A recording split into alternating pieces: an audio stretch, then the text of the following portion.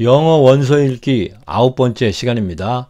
The Boxcar Children 이라는 소설을 읽고 있습니다. 지난 시간에 공부한 문장을 봅시다.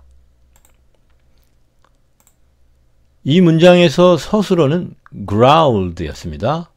growled는 으르렁거렸다 라는 뜻인데요. said하고 동일하게 생각하면 되겠습니다. 그래서 누가 뭐뭐라고 말했다를 작가가 좀 강하게 표현하기 위해서 누가 뭐뭐라고 으르렁거렸다 이렇게 문장을 만든 거죠. 주의할 점은 주어가 growled의 뒤쪽에 있다는 것입니다. 때로는 이렇게 뼈대의 배치 순서가 원래 구조와 좀 다르게 배치될 수도 있습니다. 자, 그럼 이제 오늘 공부할 문장을 봅시다. 오늘부터는 여기가 지금 마침표가 이렇게 있는 걸 보면 지금 세 문장이죠. 여기 한 문장, 두 문장, 세 문장. 오늘부터는 공부하는 문장의 개수를 좀 늘리겠습니다. 그동안에는 서술어를 찾고 뼈대를 완성하고 거기에 이제 부연 설명을 덧붙여서 전체 문장을 이제 완성하는 그런 방법을 탐구하기 위해서 한 시간에 한 문장씩만 공부를 했는데요. 오늘부터는 이제 진도를 좀 빠르게 나가기 위해서 해석하는 문장의 개수를 늘리기로 했습니다. 그동안의 공부를 통해서 서술어를 찾고 뼈대를 완성하는 방식에 어느 정도 이제 여러분께서도 익숙해졌다. 그렇게 제가 생각이 돼서 계속 느리게만 하면 너무 지루하잖아요. 그래서 조금 빠르게 읽어서 비교적 짧은 시간 안에 이 소설을 끝마치려고 한 시간에 공부하는 문장의 개수를 두 문장, 세 문장 또는 그 이상으로 차차 이제 늘려가기로 하겠습니다. 그래서 오늘은 이 세 문장을 해석해 보겠습니다. 일단 이 맨 첫 번째 문장을 좀 볼까요? 이 문장의 서술어는 뭘까요? 여기 happened도 동사고요. 여기 thought도 동사인데 두 동사가 다 원래 모습에서 지금 바뀌어 있습니다. 원래 모습은 ed가 없는 happen이고요. 이 thought는 원래 모습이 think죠. think. 이렇게 이제 모습이 바뀌었다는 것은 서술어로 사용됐다는 증거라고 말씀드렸죠. 그래서 이 문장은 서술어가 두 개입니다. 서술어가 두 개라는 것은 문장이 두 개라는 뜻이겠죠.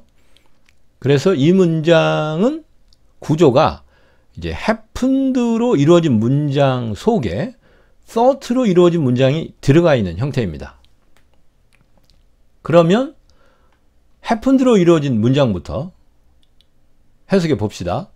happened는 그 뜻이 어떤 사건이 일어났다, 어떤 사건이 발생했다 이런 뜻이기 때문에 happened 앞쪽으로 주어가 오겠죠. 그런데 지금 단어가 this 하나밖에 없기 때문에 이 문장은 이것이 발생했다, 이것이 일어났다. 이것이라는 것은 이제 이 사건이 일어났다 그 뜻이죠. 근데 이 사건은 뭘 가리킬까요? 이렇게 this라는 지시 대명사로 썼다는 것은 지금 앞에 등장한 어떤 사건을 지금 가리키고 있는 거거든요. 그러면 앞 내용을 잠깐 되돌아볼까요? 바로 앞 문장에서는 어떤 일이 있었습니까? 빵가게 부부가 대화를 나누고 있었죠. 그때 남편이 부인에게 이런 이야기를 했습니다. 새로 이사온 그 가족의 아버지가 술만 먹고 그러니까 아마 곧 죽을 거다. 그래서 그 4명의 아이들이 고아가 될 거다. 그런 얘기를 했는데요. 바로 아버지가 죽고 애들은 고아가 될 거라는 그 사건을 지금 this가 가리키는 겁니다. 그 사건이 정말로 일어나 버렸네요. 자, 그럼 이 뒷부분은 뭐냐? 이제 오늘 공부할 내용이 바로 여기 있는 이 두 단어인데요. 이 두 단어는 er 플러스 then 이라고 제가 제목을 붙였는데, 이 er은 낱말을 뒤에 붙여서 뜻을 좀 변화시키는 방법인데요. er를 우리말로 바꾸면 더, 더욱, 뭐 또는 더더욱이라고 해도 되겠죠.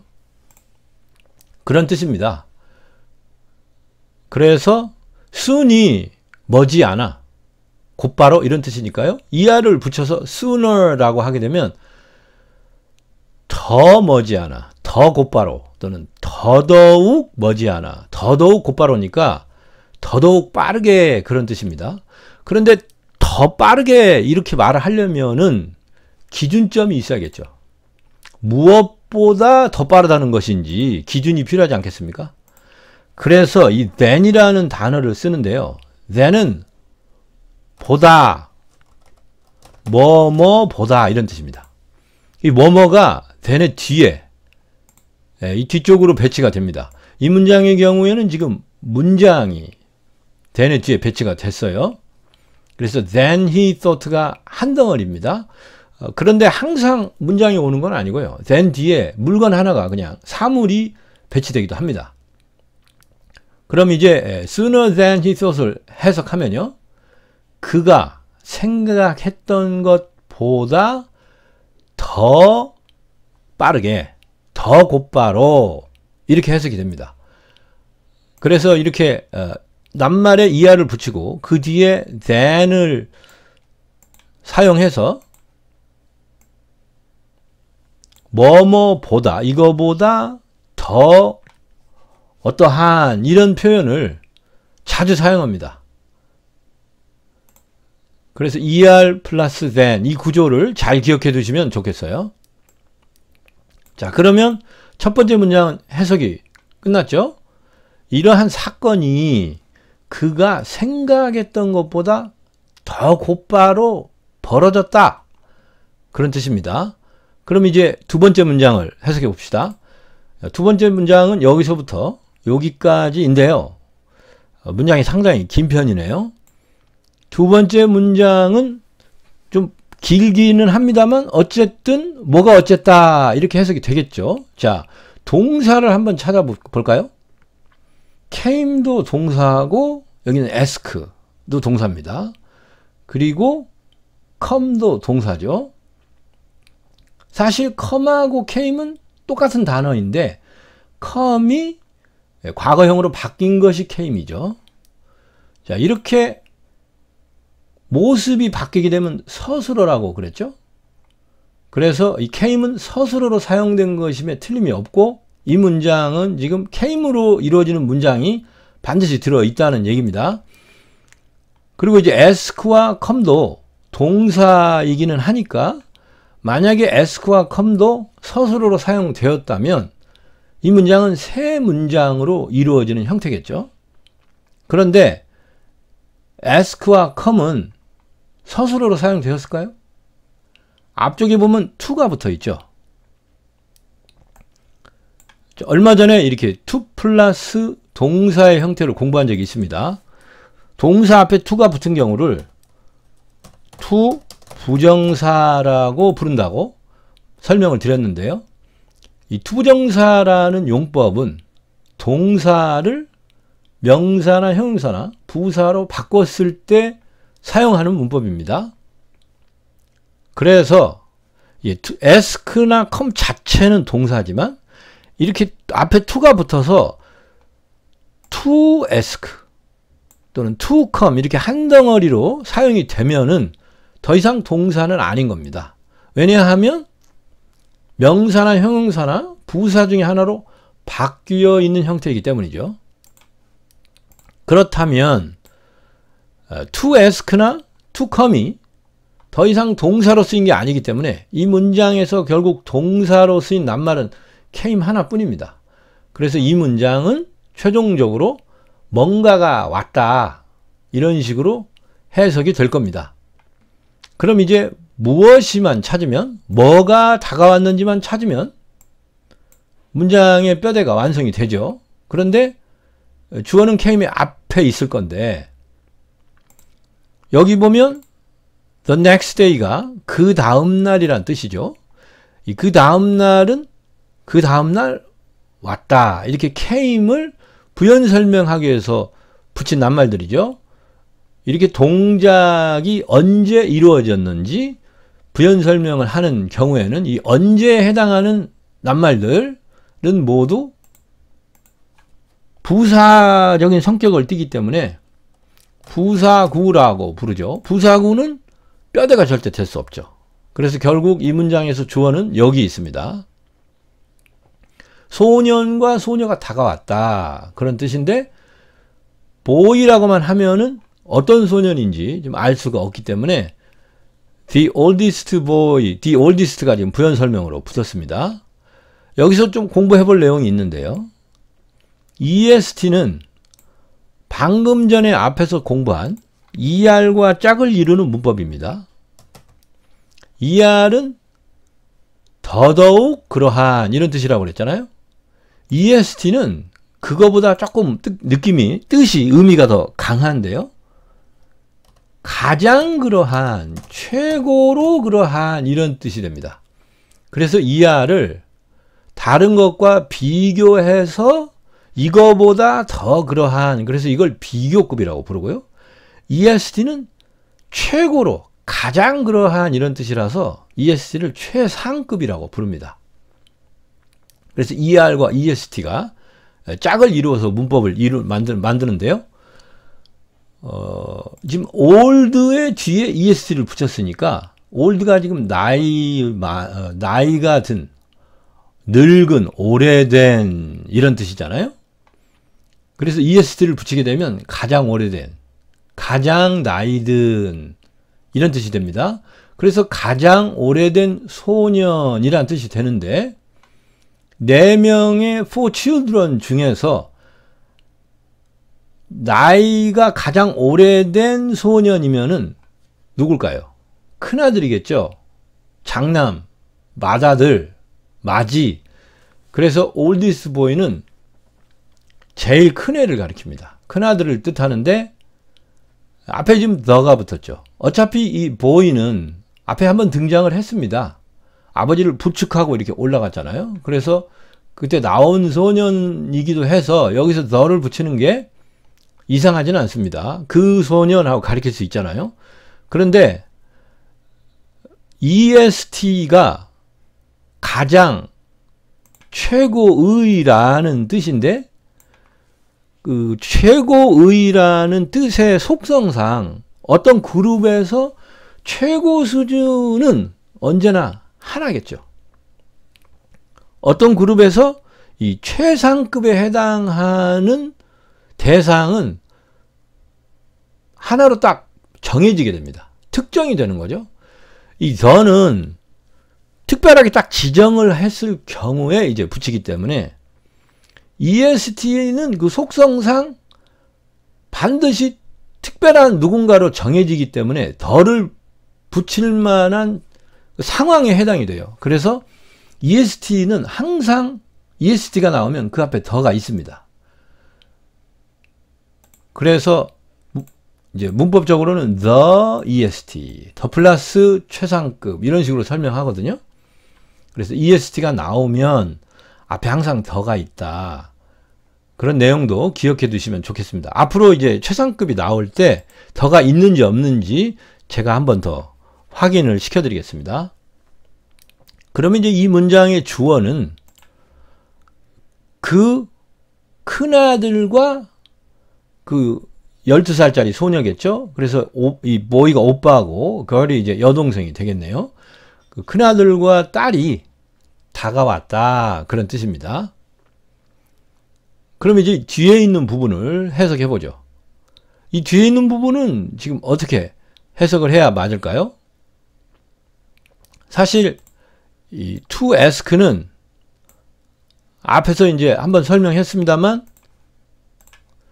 명사로 쓰이거나 형용사로 쓰이거나 부사로 쓰일 수밖에 없어요. ask는 더 이상 동사가 아니죠. to가 붙어 있으니까. 명사로 쓰였다면 부탁하기. ask의 뜻이 부탁하다이니까 명사로 바꿔서 부탁하기로 해석해야 되고, 형용사에게는 경우에는 이제 끝부분이 니은으로 끝나니까 부탁하기 위한, 부사의 경우는 부탁하기 위해서 이렇게 해석을 해야 맞습니다. 그러면 이 to ask는 뭘로 쓰였을까요? 명사로 쓰였을까요? 형용사로 쓰였을까요? 부사로 쓰였을까요? 이 to ask가 어떤 품사로 사용되었는지를 아는 방법이 있습니다. 그것은 바로 came의 의미를 가지고 판단할 수 있습니다. came은 뜻 자체가 뭔가가 다가왔다, 이런 뜻이에요. 뭔가가 다가왔다라는 건 이 came의 의미가 주어만 있으면 뼈대가 완성된다는 뜻입니다. 온다, 간다 이런 뜻은 그냥 움직일 수 있는 생명체만 있으면 실행이 돼버리죠. 뭐 예를 들어서, 그런데 반대로 이제 먹는다 같은 서술어를 보면 생명체 한 명만 있다고 해서 먹는다는 동작이 실행되지는 않습니다. 왜냐하면 생명체가 있더라도 그 생명체가 먹을 뭐 사과라든가 생선이라든가 물건이 있어야 먹는 동작을 실행할 수 있지, 생명체가 혼자 가만히 있으면 먹는 동작을 발생시킬 수가 없잖아요. 그래서 이 came의 의미는 그 의미상 주인공만 있으면 됩니다. 그 말은 곧 여기 있는 나머지 단어들이 다 장식품에 해당하고 뼈대는 될 수 없다는 얘기입니다. 그런데 문장에서 장식품은 그 속성상 전부 부사입니다. 왜냐하면 명사는 주어를 담당하고요, 주어나 목적어를 담당하고, 동사는 서술어를 담당하죠. 그래서 명사, 동사 이런 품사들은 뼈대가 되기 때문에 여기에 따로 명사나 동사나 이런 낱말들이 와버리면 또 뼈대가 추가돼야 되는데, came은 이미 주어와 동사, came 자신으로 뼈대가 완성이 돼서 더 이상 명사나 동사나 형용사가 오면 안 돼요. 부사만 더 추가될 수 있습니다. 그렇기 때문에 to ask는 이제 부사적으로 해석해서 부탁하기 위해서라고 해석해야 맞습니다. 그러면 그 가장 나이 많은 소년, 그러니까 큰아들이죠. 큰아들과 딸이 부탁하기 위해서 왔다, 이런 뜻이 됩니다. 그럼 이 뒤에 있는 나머지 단어는 뭐냐? 이 단어는 이제 to ask가 이미 붙은 상태니까 ask의 의미 때문에 추가된 낱말들입니다. ask는 그 의미가 누구에게 뭔가를 부탁한다, 이런 뜻이에요. 그래서 ask를 사용하려면 누구에게와 무엇을 추가해 줘야 합니다. 그런데 이제 ask의 의미가 누구에게 무엇을 부탁하다니까 여기 지금 누구에게로 the bake shop woman이 왔어요. 그리고 무엇을 부탁했는지를 표현하기 위해서 to come over가 오게 된 겁니다. 그래서 이 to come over도 이제 투부정사로 쓰였으니까 명사나 형용사나 부사로 쓰였겠죠. to come 자체도 투부정사니까 명사로 쓰였다면 이제 오기, 다가오기로 해석해야 되겠고, 형용사로 쓰였다면 다가오기 위한, 또 부사로 쓰였다면 다가오기 위해서, 이렇게 해석해야 되겠죠. 그런데 ask의 의미상 to come은 무엇을 부탁하기 위해서 다가온 거니까 무엇을로 해석해야 되는데, 무엇을 자리라는 게 명사가 들어가는 자리입니다. 그래서 to come을 명사로 해석해야 맞아요. 그러면 이제 이 부분은 그 빵가게 여자에게 다가올 것을 부탁하기 위해서, 이렇게 해석해야 맞습니다. 그래서 to come이 명사로서 다가오기를 부탁한다든가 다가올 것을 부탁한다든가 그렇게 해석할 수밖에 없습니다. 그럼 이제 남는 단어가 뒤에 있는 over 하나인데요. over의 의미를 좀 따져봅시다. over를 우리말로 해석하면은 뭐뭐를 넘어서, 넘어서 또는 뭐뭐를 건너서 이런 식으로 해석할 수 있습니다. 여기가 만약에 다리라면 다리를 이렇게 넘어서, 강이라면 강을 건너서, 산이라면은 산을 넘어서, 사람이라면 뭐 그 사람의 머리를 넘어서, 어깨를 넘어서 이런 식으로 over는 이제 우리말로 해석하면 넘어, 건너 이런 뜻이 되는데요. 이게 이제 문맥에 따라서 해석을 하는 낱말은 좀 다양해질 수가 있습니다. 그래서 over의 의미를 한국말 한낱말로 딱 일치시켜서 over는 뜻은 뭐 이렇게 외우기는 좀 곤란해요. 사실 영어 단어에 많은 단어들이 이런 식인데요. 그 사물을 나타내는 단어, 그러니까 뭐 책상, 사과, 구름, 이렇게 사물의 이름에 해당하는 단어, 이런 단어들이 다 명사죠. 명사는 특별한 한 사물과 딱 1대1로 대칭이 되기 때문에 명사는 한국말로 어떤 뜻이다 하고 한국말 단어로 딱 암기를 해놓기가 편리합니다. 그리고 그대로 해석을 해서 사용할 수가 있어요. 그런데 동사나 특히 over와 같은 전치사, over도 이제 전치사로서 뒤에 이제 명사가 오죠. 그래서 명사와 한 덩어리를 이루는데 of라든지 또는 뭐 for, over, 또 뭐 with 이런 전치사들을 배웠잖아요. 이런 낱말들은 우리말로 해석할 때 한 단어로 딱 고정이 되질 않아요. 문맥에 따라서는 약간씩 다르게 해석이 됩니다. 그래서 정확한 뜻을 잡기가 어려운데 이런 경우에는 그 뜻을 제가 그래서 of는 소속이다, for는 계기다, with는 이제 와 함께 이런 식으로 설명드렸는데 over도 그 뜻을 이렇게 넘어서 건너서 한국말로 외우기보다 이런 이미지로 기억해 두시면 좋겠어요. 뭔가를 이렇게 넘어가는 느낌이죠. 그럼 이제 이 이미지를 가지고 해석을 해봅시다. come over, come 뒤에 over가 쓰였는데요. over 뒤에 사실 사물이 있으면 전치사니까 어떤 명사의 앞에 위치해야겠죠. 그래서 전치사로 쓰였다면 뒤에 명사가 반드시 있는데 여기 지금 아무것도 없죠. 그러면 더 이상 전치사로 쓰인 게 아닙니다. 이런 경우에는 이렇게 전치사가 명사 없이 자기 혼자 쓰이면 동작을 부연 설명하는 부사로 쓰인 겁니다. 그래서 come과 한 덩어리로 해석을 해야 맞습니다. over가 이렇게 화살표처럼 이렇게 넘어 이런 뜻이라고 그랬잖아요.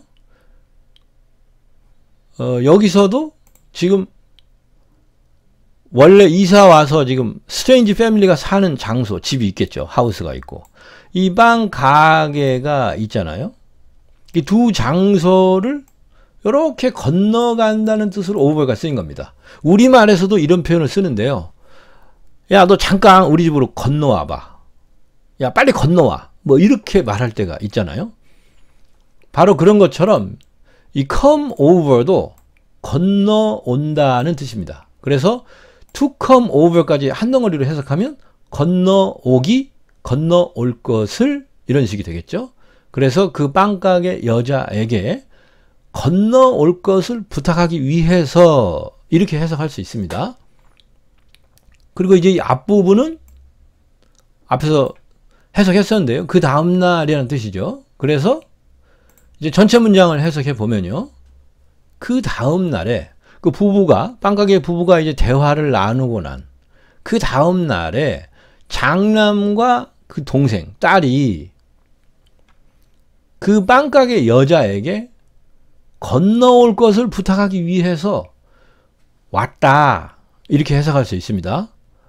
그럼 이제 마지막 문장만 남았죠. 마지막 문장은 was로 이루어져 있는데 was를 서술어로 해서 문장이 형성되는 아주 대표적인 구조죠. 뭐가 어떤 상태로 존재했다.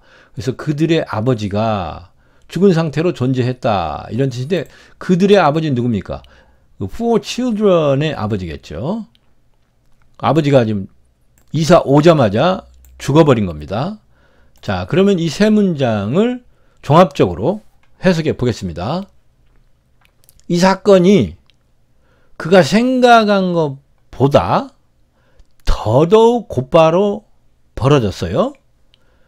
그 다음날 장남과 소녀가, 딸이겠죠? 그 빵가게 여자에게 건너올 것을 부탁하기 위해서 왔어요.